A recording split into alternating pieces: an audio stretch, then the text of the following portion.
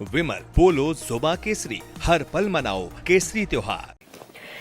प्रणाम, मैं गरिमा सिंह। सबसे बड़ा सवाल के संडे स्पेशल एडिशन में आज बात दरअसल हम करने वाले हैं उन चुनावी घोषणाओं की जिन पर आप लहालोट हो जाते हैं, अपना वोट लुटाते हैं दरअसल, लेकिन आज उसकी सारी जो असलियत है वो मैं आपके सामने रखने वाली हूं। जब जब लगे आपको कि घोषणाओं का अंबार लगना शुरू हो गया है, जब जब आपको ये लगे कि ताबड़तोड़ दनादन अंदाज में सौगात आपको बंटनी शुरू हो गई है, तो ये तो समझ ही लीजिए कि भाई चुनाव है कहीं नजदीक। और ये भी समझ लीजिए कि दरअसल आपको रिझाने का, आपके वोट को अपनी अंटी में करने का खेल शुरू हो गया है। और ऐसा एक जगह नहीं, कई जगह हमने देखा। हमने महाराष्ट्र में, मध्य प्रदेश में, हरियाणा में, दिल्ली में, तेलंगाना में, कर्नाटका में, और अब तो दरअसल ये फैशन बन गया कि कुछ आप करिए या न करिए, लेकिन चुनाव से एक महीने पहले आप दरअसल बंदर बांट शुरू कर दीजिए। अब इस देश का जो वोटर है उसके विवेक पर तो कोई प्रश्न चिन्ह नहीं, लेकिन उसकी मासूमियत पर जरूर है। और नेताओं की भी जो ये कारगुजारियां हैं, इसमें भी भाई आप आमदनी अठन्नी खर्चा रुपया तो नहीं कर सकते। जितने चादर हैं उतने ही पांव फैलाएंगे, और ये जिम्मेदारी तो इस देश के राजनेताओं की है। भाई अगर इस देश पर कर्ज बढ़कर 205 लाख करोड़ रुपए हो गया तो हम सबकी देनदारी है ना। एक एक व्यक्ति, एक एक इंडिविजुअल उसका देनदार है, including me, including the poorest people, poorest person of India. अब ऐसे में बहुत सारे ताकीद भी है, इस देश की हर संस्था ने इसको लेकर गहरी ताकीद की, बाकायदा नसीहत दी कि नहीं होना चाहिए। चुनाव आयोग ने कहा कि ये तो करदाताओं के, टैक्स पेयर के पैसे का बेजा इस्तेमाल है, गलत इस्तेमाल है, दुरुपयोग है। और ये सुप्रीम कोर्ट ने कहा, माफ कीजिए, चुनाव आयोग ने कहा कि 5 साल तक इनको जनहित की किसी योजना की याद नहीं आती। नीति आयोग जो सरकार का अपना थिंक टैंक है, नीति आयोग ने कहा कि अगर ये होड़ दिखेगी तो अर्थव्यवस्था का कचूमर निकल जाएगा, अर्थव्यवस्था चरमरा जाएगी। और सबसे बड़े चेहरे हैं इस देश की पॉलिटिक्स के, प्रधानमंत्री नरेंद्र मोदी। उन्होंने एक बार नहीं तकरीबन आधा दर्जन बार कहा कि आपको ऐसे राजनीतिक दलों को और नेताओं को एक्सपोज करना है जिनकी आमदनी अठन्नी है और खर्चा रुपया है। रेवड़ी से दरअसल हम मूर्ख बनाने की कोशिश करते हैं जनता को, लेकिन न किसी को सुनना था, न किसी ने सुना। एक कान से सुना, दूसरे कान से निकाल दिया, और सारे चुनाव में ये होता दिखा। महाराष्ट्र में तो सरकारी खजाना खोल दिया गया। 6 महीने पहले 1 लाख करोड़ रुपए की परियोजनाएं चलाई गई। उसमें वो जो लाड़की बहन योजना आपको सबसे ज्यादा याद होगी। 1500 रुपए दे रहे हैं, आएंगे तो 2100 देंगे, और बाद में सब पलट गए। और मैं ये ऑन रिकॉर्ड बात कह रही हूं। बाद में देवेंद्र फडणवीस ने कहा कि भाई ये तो 5 साल का था, हमने तो कभी नहीं कहा कि हम इसे आते ही लागू कर देंगे। महिला सम्मान निधि का बजट महाराष्ट्र में 10,000 करोड़ रुपए घटा दिया गया, और एक राइडर और लगा दिया कि जो 1500 से 2100 देने थे, 2100 तो क्या मिलते, जो 1500 से थे उनमें भी 500 रुपए के 2 डिडक्शंस लगा दिए कि अगर किसान सम्मान निधि मिल रही है तो भी नहीं मिलेगा, और किसी और योजना का 500 रुपए मिल रहा है तो भी नहीं मिलेगा, मिलेगा सिर्फ आपको 500 रुपया। पंजाब में कहा था कि 1000 रुपए देंगे जीतेंगे तो। कब की बात हो गई, सोचिए कितने बरस बीत गए, अगला चुनाव आने को है, अभी तक नहीं मिले। ये ठगने का भी सिलसिला इस देश में एक्सपोज होना जरूरी है। और तेलंगाना की हालत तो इतनी बुरी है कि जितनी कमाई है तेलंगाना की, सारी सरकारों का हाल है, कांग्रेस, आम आदमी पार्टी, बीजेपी। और क्योंकि बीजेपी ज्यादा राज्यों में है, इसलिए उनकी कलाई खोलना ज्यादा जरूरी है। तेलंगाना में टोटल कमाई का 57% हिस्सा, सोचिए जरा, आपकी कमाई का 57% हिस्सा आप गुलछर्रों में उड़ा दें, बचेगा क्या घर में? तेलंगाना 57% हिस्सा इन चुनावी वादों को पूरा करने में लगा रहा है। अब इन सब चीजों पर बात करने की जरूरत इसलिए है क्योंकि अब चुनाव है बिहार का। अब ये खजाना खुल गया बिहार में।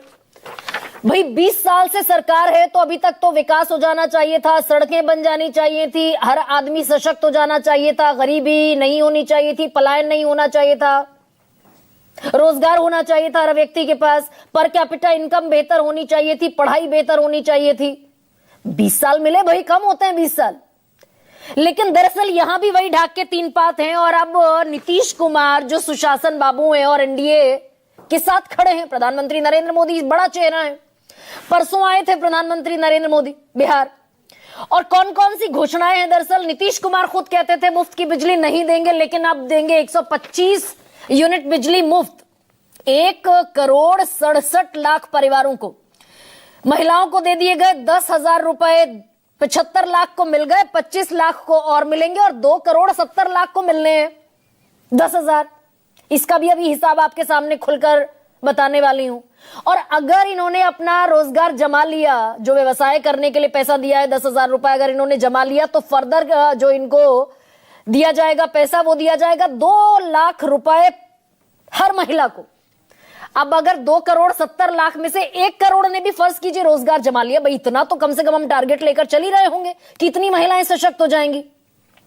अगर 1 करोड़ महिलाओं ने भी रोजगार अपना जमा लिया और 2 लाख उनको मिलना है फर्दर स्टेप में, तो कितना बैठा? 2 लाख करोड़ रुपए सिर्फ और सिर्फ महिलाओं के लिए। 3 लाख करोड़ का, 3,19,000 करोड़ का टोटल बजट है। कर्ज की भी अभी कलाई खोलने वाली हूं, बिहार के कर्ज की। अब इसमें आशा कार्यकर्ताओं को मानदेय मिलेगा अब 1,000 से 3,000। ये सब चुनावी मौसम में याद आ रहा है। ममता दीदियों को हर प्रसव के 300 रुपए से की जगह 600 रुपए, विधवा बुजुर्ग पेंशन 400 रुपए से बढ़ाकर 1,100 रुपए, जीविका दीदियों को 3 लाख से ज्यादा लोन पर 3% की कटौती, आंगनबाड़ी सेविका को फोन खरीदने के लिए 1,100 रुपए भी मिलेंगे। वो जो अशोक गहलोत ने शुरू किया था कि इंटरनेट के साथ फोन बांटे गए थे बाकायदा राजस्थान में, लेकिन हार गए। जीविका कर्मचारियों की सैलरी दोगुनी होगी। बेटी की शादी के लिए 8,000 पंचायत में विवाह भवन, और बेरोजगारों को भत्ता भी मिलेगा 1,000 रुपए हर महीने। निर्माण मजदूरों को 5,000 रुपए वस्त्र भत्ता मिलेगा। तो ये दरअसल पैसा आएगा कहां से? आज तेजस्वी यादव ने इस पर बड़ा सवाल उठाया। परसों प्रियंका गांधी सवाल उठाकर गई थी। सुनिए जरा क्या कहा तेजस्वी यादव ने और प्रियंका गांधी, दोनों का बयान सुनाई। जो टोटल जितना प्रधानमंत्री जी, मुख्यमंत्री जी का दौरा या हाल फिलहाल में जो घोषणाएं की गई है, उसका खर्च है 7,08,729 करोड़। अब ये सवाल हम माननीय मुख्यमंत्री जी से पूछना चाहते हैं कि भाई उनका विजन क्या है। वो लोग भी आजकल क्या क्या बोल रहा, कहीं कुछ है, हम लोग छोड़ दिए तो कुछ लोगों को पैसा दे रहा था इधर उधर चीजों में, और कहां से सब करता, कोई काम करता है इधर उधर ही करता है, इसलिए याद रखिएगा। और फिर चुनाव के पहले आप कहते हैं 10,000 रुपए ले लीजिए। बेवकूफ समझ रखा है औरतों को। मैं तो कहती हूँ उनको कि अपनी शक्ति पहचानो, आधी आबादी हो, अपनी शक्ति पहचानो। ये लोग जो कर रहे हैं समझो इसको, सिर्फ चुनाव के लिए किया जा रहा है। चुनाव के बाद क्या होगा? वो सब अव्यवहारिक बात बोलते हैं। नरेंद्र मोदी भारत में और नीतीश कुमार बिहार में और आपके यहाँ योगी जी, ये सब ऐसे काम कर रहे हैं जिसको हम समझते हैं कि दूसरे लोग आएंगे तो ऐसा काम नहीं कर सकते।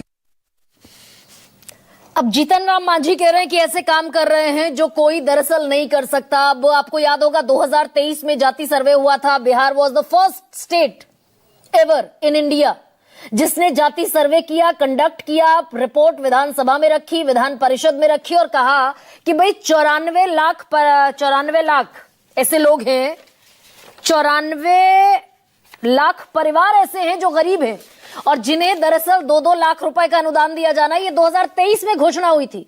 फिर जनवरी 2024 में फिर नीतीश कैबिनेट ने इसे पारित किया कि हम गरीब परिवारों को 2-2 लाख रुपए का अनुदान देंगे। आज तक दरअसल वो घोषणा या फिर वो अनुदान नहीं मिल पाया और ऐसे में बिहार का जो कर्ज है वो भी मैं आपको बता दूं बढ़ते बढ़ते हो गया है 3,19,000 करोड़। हर बिहारी पर 24,000 का कर्ज है और बिहार दरअसल प्रॉफिट जनरेटिंग राज्य नहीं है, तो कर्ज पर चलता है, चाहे वो आरबीआई का हो, चाहे वो केंद्र सरकार से लिया गया कर्ज हो, इस पर चलता है और बाकायदा ब्याज देना पड़ता है इस कर्ज का। भाई फ्री में कोई खैरात नहीं मिलती। तो रेवेन्यू जनरेशन आपके पास है नहीं, कर्ज लिया आपने केंद्र सरकार से, उसका आपको ब्याज देना है। राजकोषीय घाटा जो 3% से कम होना चाहिए जीएसडीपी के, वो बढ़कर हो गया 2024 में 9% से ज्यादा। इतना गदर, इतना हाहाकार मचा हुआ है और उस पर हम फ्री के तुर्रे दरअसल छोड़ने से परहेज करते नहीं दिख रहे हैं, और ये सब टैक्स पेयर का पैसा है। आज इसी पर चर्चा करूंगी कि क्या इन योजनाओं को अमली जामा पहनाने लायक स्थिति है भी, या फिर दरअसल ये मुंगेरी लाल के हसीन सपने जैसा ही महाराष्ट्र में नहीं हुआ, पंजाब में नहीं हुआ, दिल्ली में आज तक नहीं हुआ, ऐसा ही सूरत हाल बिहार में भी दिखेगा क्या? ऐसे में आपके सामने रखती हूं आज का सबसे बड़ा सवाल। चादर के बाहर पसार कर पांव, मोदी नीतीश जीतेंगे बिहार चुनाव, और चुनावी रेल में रेवड़ियों का खेल, लेकिन सरकारी खजाने का निकलेगा तेल।